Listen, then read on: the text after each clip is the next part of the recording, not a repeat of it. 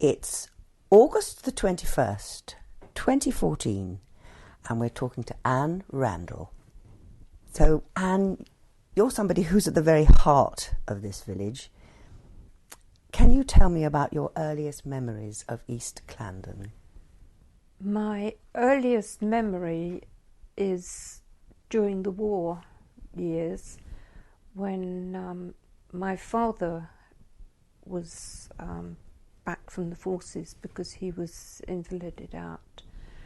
And I can well remember that he would carry me down sometimes from upstairs, and we would sleep under the big table in the front room at number 1 Snellgate. That's one of my earliest memories, and also is curling up in bed at night with no light because of the blackout. And if there was a tremendous noise of the guns and everything going off, someone would open the door at the bottom of the stairs and shout, "It's all right, they're ours," and shut the door again. So I've never had any fear of the dark simply because of that. Where did you live at that time? Lived with my grandmother and my aunt, who's only 7 years older than me, at number 1 Snellgate. And Snellgate then was directly on the main Epsom Road, but you didn't get the traffic that you get now along there.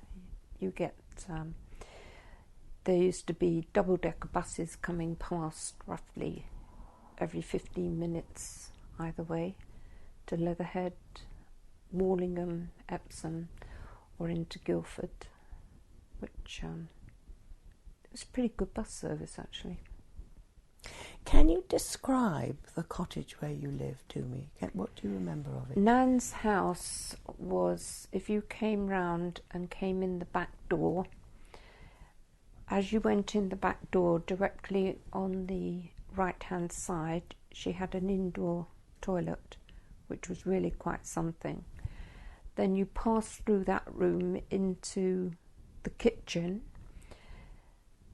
then off the kitchen to your, if you went through directly ahead of you, was the bathroom, which had a copper, which if you needed to have a bath, you filled up the water, you lit the fire underneath, and when the water was hot enough, there was a tap from the copper which ran into the bath. And of course this copper was also used for boiling up the washing and rinsing and everything else. It was pretty hard work on wash days. If you wanted a bath, actually 9 times out of 10 you went wooding first. But it was surprising how quickly, once you lit that fire, filled it up, how quickly it heated up. You went from there into what now would be a living room, where Nan had a really big table in the centre of the room. She had, for many years, an old kitchen range, which had to be going 365 days a year because otherwise she had no other means of cooking, because she didn't have electric. I believe electric came in 1954, so it was pretty warm in the summer. And then there was a large hallway. Upstairs there were 3 nice sized bedrooms. Definitely one had a fireplace in it, so you could light a fire upstairs. On the landing was a really big window, at least it seemed quite big. And I always remember, because there was no electric, you would be given a little lamp to take with you to bed to see yourself upstairs with. And I remember one day, I must have played her up a bit, and I know I was all ready for bed.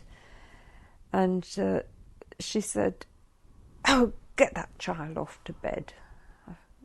Driving me up the wall tonight." And as I went out of the door, for some reason, she said, "And when you get to the landing window, don't stand there gawping out of that landing window."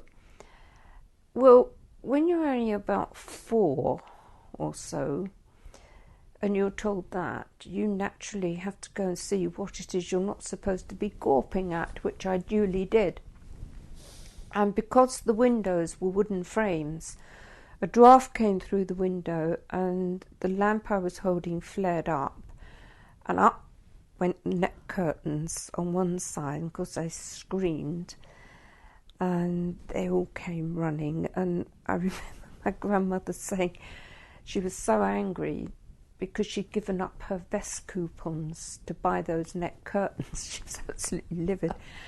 And I can remember next morning trying to come downstairs without actually going past them, which was impossible. And one net curtain, because they were in 2 halves, one net curtain was about 6 inches long, and the other one was all singed up the side, so no hopelessly good. And she never forgave me for that. For years and years, she would say about the day I set, first of all, it was the day I set the stairs on fire, and then it got down to the house and then next door. And I think by the time I was 21, I burnt down half the village. And I said to her in the end, "Nan, you have to take partly to blame for this." So she said, "Well, why?" I said, "Well, you were the one that told me not to gawp out the window. If you hadn't said that, I would have walked past and knocked down the thing." Wonderful. I think you went to school in the village, Anne. Can you describe the school for me? Yes, I started school before I started the main school, because my mother used to help Mary Knappin, who then was Mrs. Allen, at Langford Cross, and I used to be popped into the classes there. Langford Cross then was run by nuns, so I learnt to read before I went to school, which my mum was quite proud of. And then, of course, I went to big school, and Clarendon School, East Clarendon School, was not that big, but it just seemed big. There were 2 classes, and I have to say that remedial was tough, because you were either in the baby class or in the big class, and sometimes, of course, you had to go back into the baby class for some lessons, and then you would go back into the other class for different lessons. So you sort of alternated between the 2. The main room had, as it has now, big high windows, and there was a fireplace on the right-hand side. All the desks, as far as I remember, faced west, so that you would have the teacher who would be facing that way, and there would be a fireplace with a guard round it for warmth. The small class, there was a partition, and they would be in behind us, sort of thing. You couldn't hear them. Not quite so big. What was the partition like? Was it a curtain? Or? No, it was like, as far as I can remember, it was like a glass panelling and a door, as far as I can remember. But other people that went there for longer might be able to describe that better, because I was only there, and from when did I leave? End of 47. My parents then moved over to Chilworth. But it was a very happy school, and the cloakroom was off to the right of the closed classroom as well. And then you had the playground, boys quite often separated from girls. There was an Elson toilet, which was emptied probably every week, I don't know. There was, where the orchard is now, was the boys' garden, and they would do gardening classes in there. And the other interesting thing is, because the church had, the vicar would come in and see the children quite often. And if you look back into the school log, whenever there was a funeral, the children would not go out into the playground while it was taking place. They would be kept in. The thing we loved to do actually was playing in the recreation ground opposite, which was great fun. And I remember there was one day when it was decided to see how many people we could get on the seesaw. I think probably not quite the whole school. The teacher came out, sent somebody out to call us in for lessons, and very conveniently nobody heard her. She came out again and still nobody heard her, and in the end the teacher, and I believe it was Miss Lake, had to come up and demand as to why we hadn't come in the first place, but we were just so busy playing. It was a great venue to meet up there. It was very well used. Can you remember the teacher? Miss Lake, I can't remember who took the very small ones, but Miss Lake, I do remember everybody loved her. She was such a lovely teacher. She made you feel very welcome. And when she walked down to the bus stop, every child in the school would walk down with her. There was no getting away from it.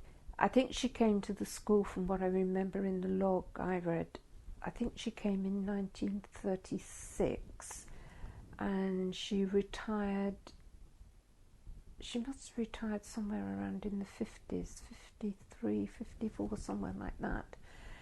And if you read the account in the school log where she had to sign off, it's written in such beautiful, neat handwriting, and she really regretted retiring.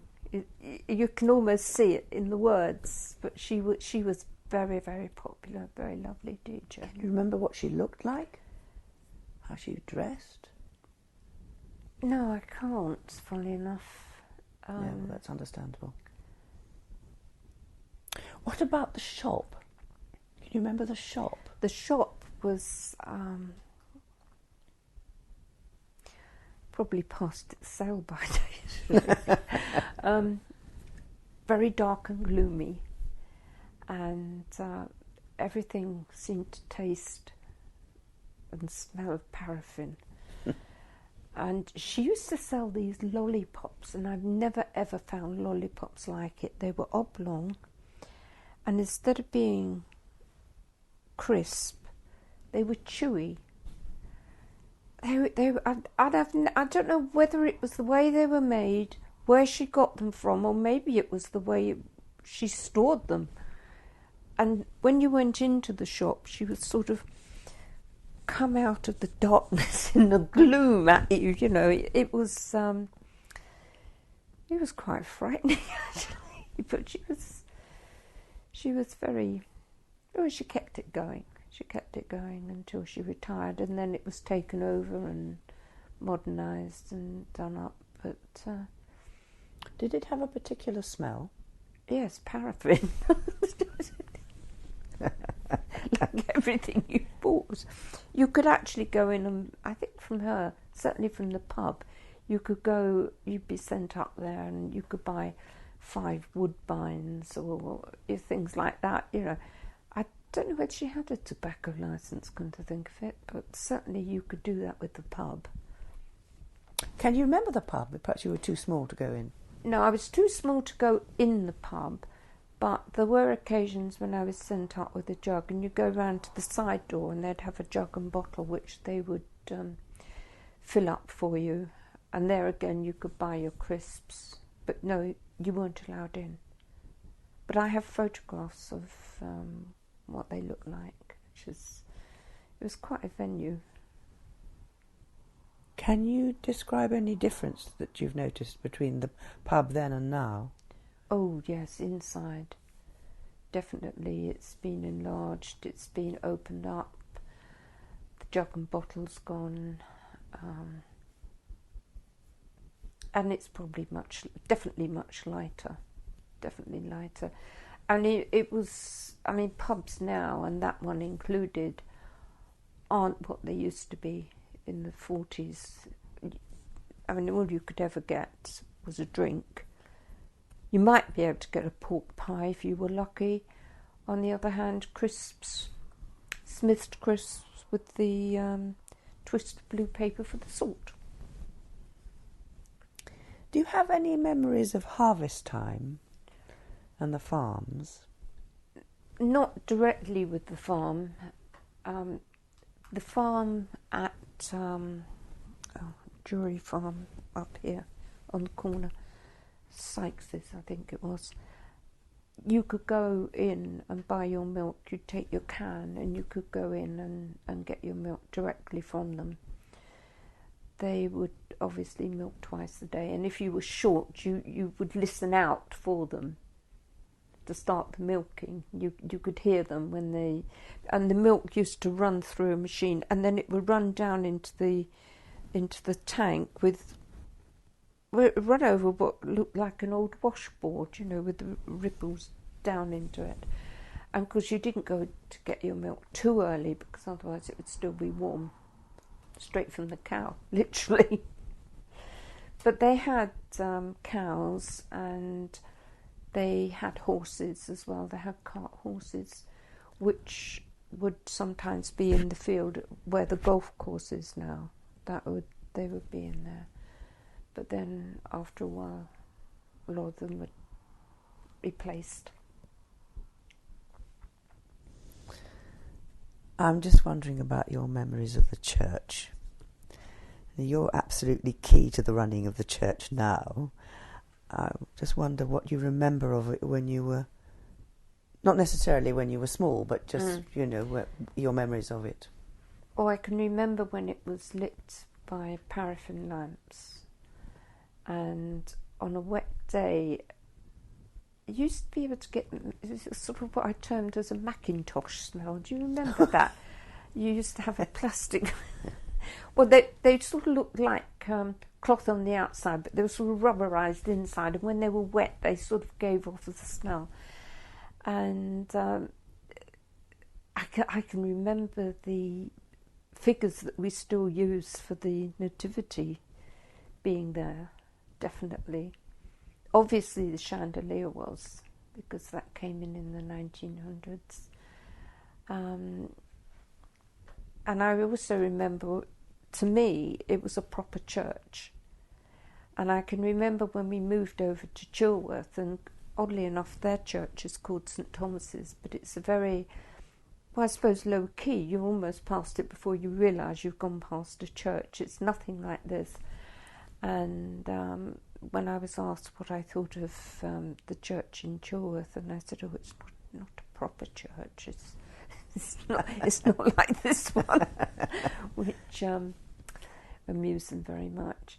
We used to have Sunday school, and they used to go to Sunday school, and you would have some hymns, you would have a talk from the vicar, and you would be given a booklet, and you would put a stamp in each one, and that sort of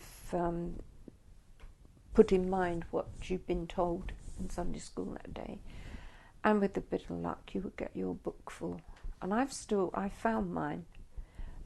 When I first was big enough to go, they must have thought, well, hang on a minute, she's only little, and they gave me somebody else's book to finish. So I was, which for some reason it was the one thing my mother managed to keep, and so I've still got it with all these little stamps in. But it was, that church was special then, as it is now, and my grandparents were married there, and my great-grandparents, and the babies were christened there. So the family sort of called it their church, actually. The shame of it is none of them, apart from my Jill, have got married there since, which way it goes. Can you remember the sort of size of the congregation, and whether many people used to go to church in the old days. Yeah, people did used to go. It used to be quite full, right up until the 80s and going into the 90s. You could have quite a reasonably full church, and then I think what damaged it was car boots, Sunday opening. There is so much more going on. Children on a Sunday now have got so much going on that church, they'll come at Easter, Christmas, special services, but not. I mean, evensong, used to have evensong, but I mean, that is something that is very few and far between in churches now, which is a great shame. It's a lovely service. Do any of the priests stand out in your memory? I'm not saying go back to when you were small, I'm just thinking about the one that they always talk about is the Reverend Glynn, and he, by all accounts, ruled the roost. Yeah, he would, if you go through the school log, he would go to the school if the children were misbehaving and doing things. He was the one that would come and say, "Oi, you're not allowed to do that." The first one that was united with West Clarendon was Scott Gardner, and he was 62, I think he left, and 62, 63, somewhere around then. He was quite popular, especially down at the British Legion and in the Bull's Head.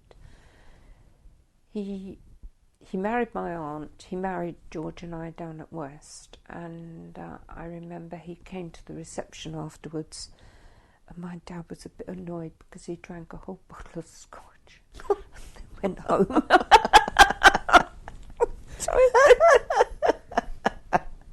Well, I don't know whether has anybody else got anything out of the scotch, but this bottle of scotch did get bigger over the years, which pleased my dad no end. Wonderful. Can you say how the village has changed over the years? When did it sort of stop being inhabited by villagers and farmers and farm workers, and it's changed quite a lot, I think, hasn't it? It's changed tremendously. The sad thing is that it didn't just happen gradually, it more or less happened with almost, as far as I can tell, with one great fell swoop, because Goodhart Rendell had told quite a number of them not to worry, if anything happens you'll be all right, you can stay in the cottage, because I mean, I should imagine something like 2/3 of the cottages must have been attached to Goodhart Rendell, and there were 2 deaths quite close together, and nothing was written down, and of course a lot of them had to leave the village. So do you remember Goodhart Rendell? I can't remember him, no. My aunt will, but no, a lot of them had to leave the village because the cottage went with the job, and if there's no job you lose your house. There is probably somewhere lists of the ones that were sold. Snellgate was all right because they were all council houses. Thomas's Drive was all right because that's a housing association, surprisingly enough. And there were others, but no, in the main, there were quite a number that were sold off. I think, and then what happened, the ones that weren't sold, that had agreements, like Warren Cottage, John Rawlins' cottage, when John gave up, that was sold, and I think the last one attached now that had an agreement is School Lane and Pennifold's house, and I think that's the last one now. So if she gave it up, it would come on the market. So you're saying that her cottage is still tied? Her cottage, yes, because they had a written agreement. You see, the others had agreements, but nothing written down. Yeah, it's like this place, you see, Auntie Midge was in here. The Hamblins were in here, and they must have come into this cottage. They must have been the first occupants. Because what does it go back to, roughly 1900, 1899? About 1920. As late as that? Could be 1904. Because I've got a picture of my grandmother standing at the gate. So... And for the record here, we're talking about One Home Farm Cottage. Yeah, yes, sorry. Could we just maybe stop there? 1, 2, 3. So can you tell me about Huggins Cottage, Anne? What is now Huggins Cottage was built roughly about 1880.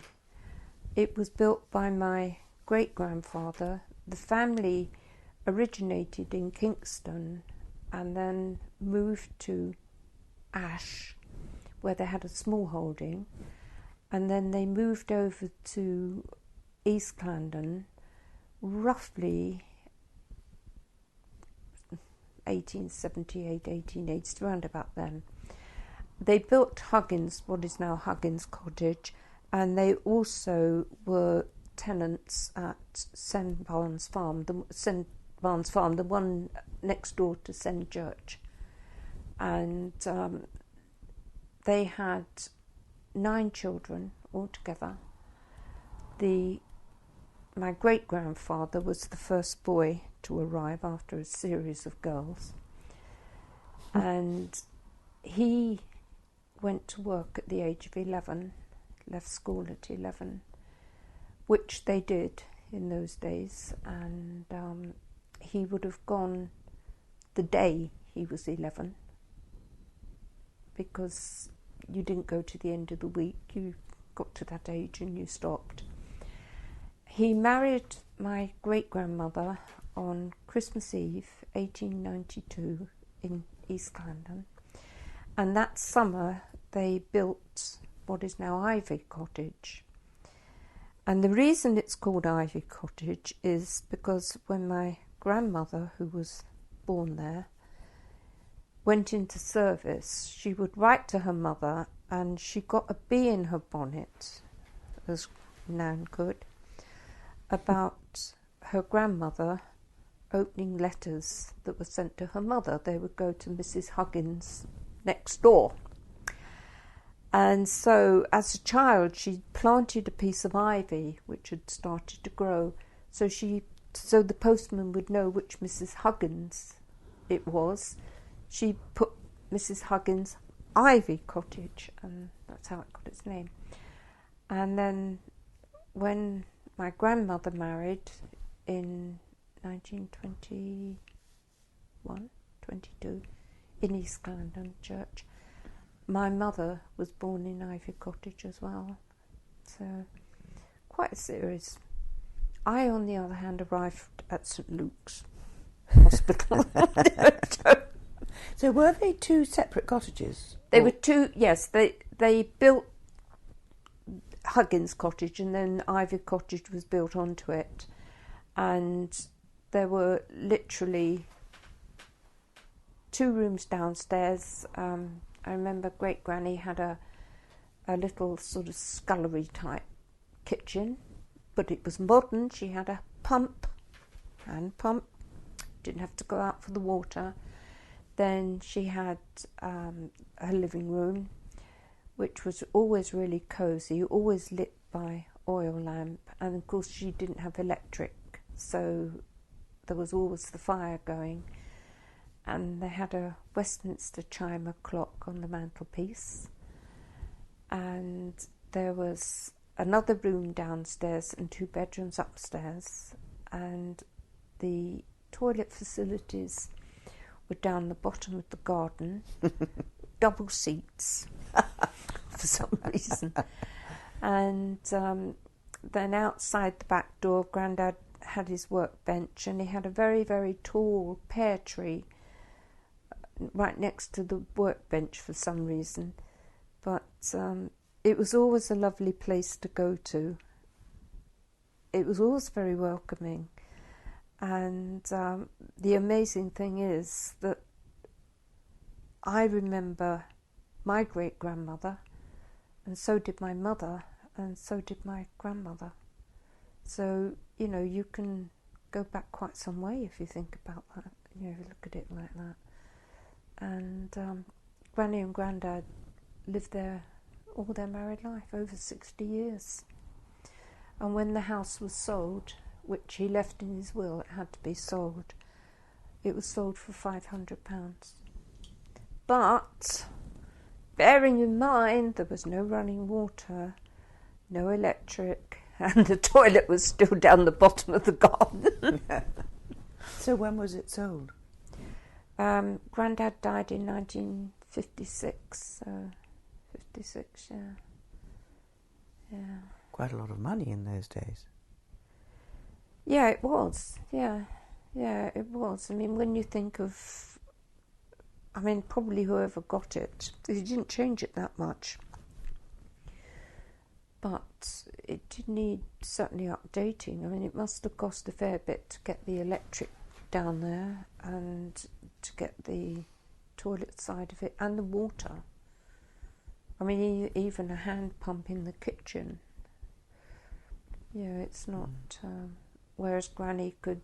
It's what she was always used to. It's what she'd always done. You know, for people now, they'd be absolutely horrified, wouldn't they? Mm. Can you remember when the roads were tarmacked and made up, or when were they sort of country tracks?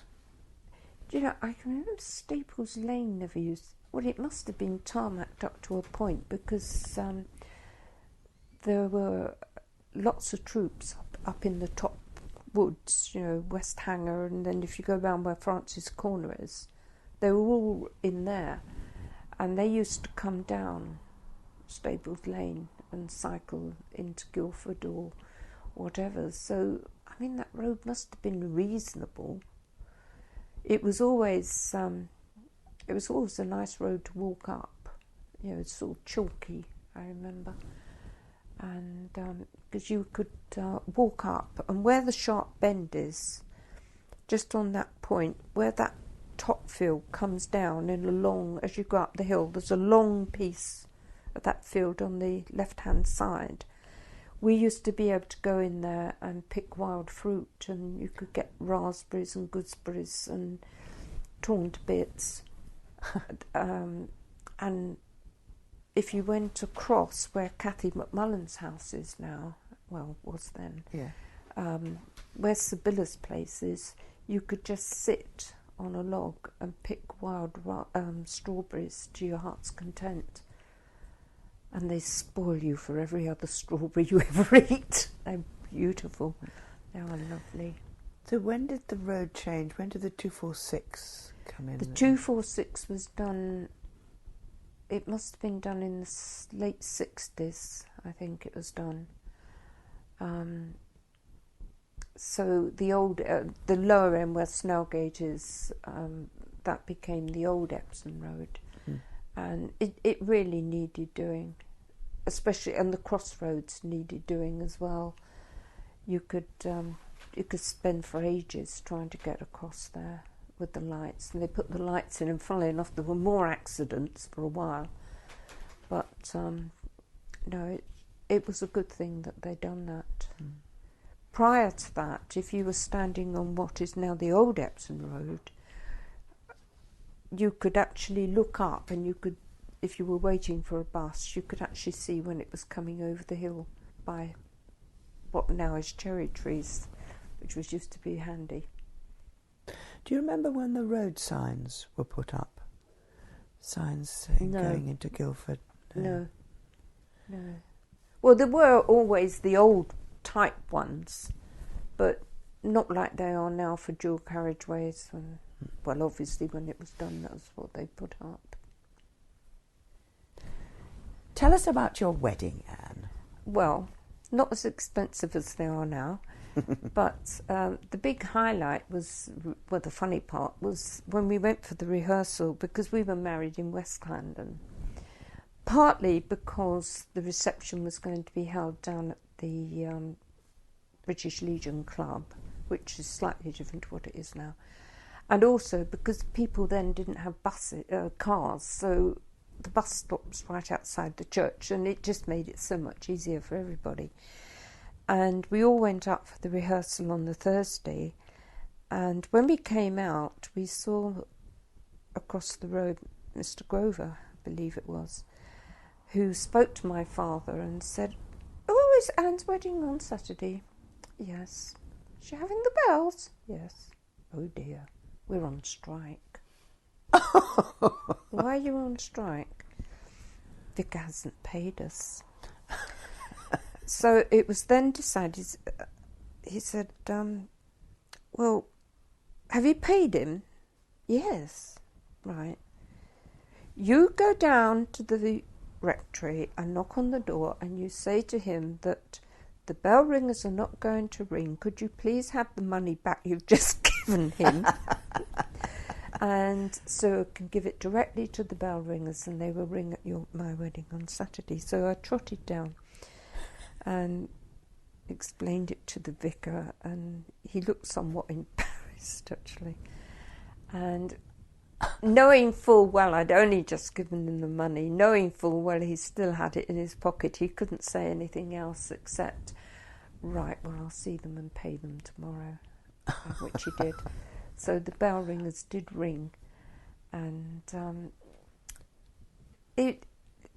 weddings then were so much different to what they are now, somehow.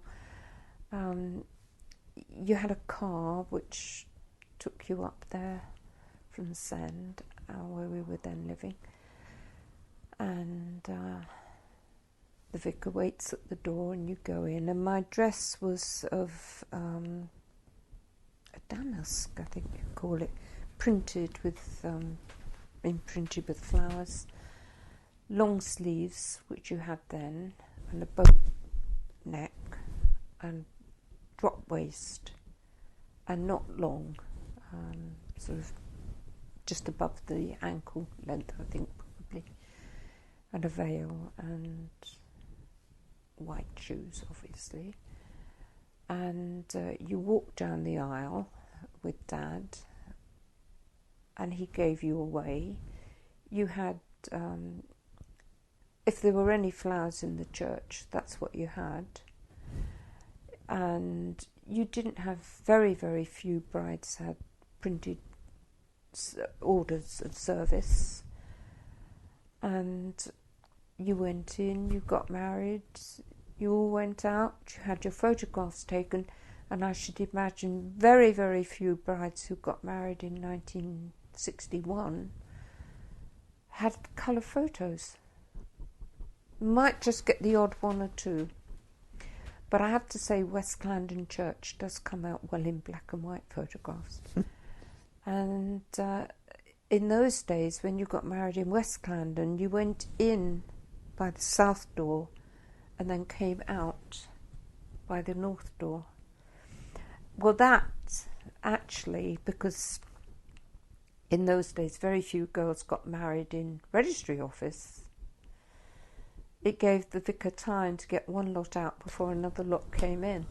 And this was one reason why we didn't get married, because we could have had Old Woking Church, Send Church, because that was where I lived, and because Mum and Dad knew the vicar, West Clarendon, or because Nan was living in East Clarendon, we could have had any four churches. But Old Woking Church, they would probably have 3 weddings every Saturday afternoon. And then we went down to the British Legion, which was slightly different. It was more like a cricket pavilion then, for our reception. And in those days, the reception didn't get going until they bumped the bride and groom off out of the way. So, you sort of got a sausage roll and a drink, and everybody drank your health, and you were sort of packed off on your honeymoon, and that was it. It was none of this sort of, you stay to the bitter end till 2 o'clock in the morning, you have all your guests and the party. No, it's and with the food, everybody mucked in. My mother-in-law made the cake, and it was a beautiful cake, especially iced it, really lovely. And we kept the top tier for the christening, as was traditional. And we had finger rolls and sandwiches, and the most exotic thing we had was vol au vents from my mother-in-law, which sausage rolls, sausages, that's what you do on a children's picnic now, isn't it? And they both lived happily ever after. Wonderful. And this has been absolutely fascinating. Thank you so much. You've got a wonderful, wonderful picture of the village as it was. Thank you. You're very welcome. And I'm sure somebody will say, no, it wasn't like that at all.